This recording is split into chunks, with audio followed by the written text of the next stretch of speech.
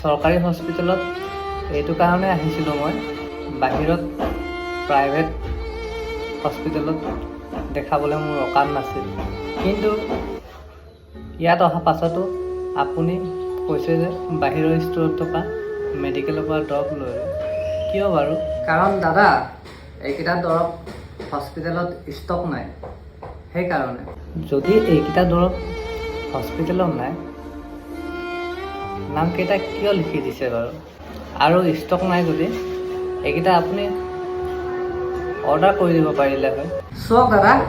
এইটো কথা মোক কোৱাতকৈ মেনেজমেণ্টক কওক আপুনি কিয় নকয় আপুনিতো হস্পিটেলৰ ডক্তৰ হয় মইতো এটা বেমাৰীহে ইয়াৰ বিষয়েতো একো কথাই নাজানো আৰু কাকোতো মই চিনি নাপাওঁ চব এইবোৰ অদৰকাৰী কথা কৈ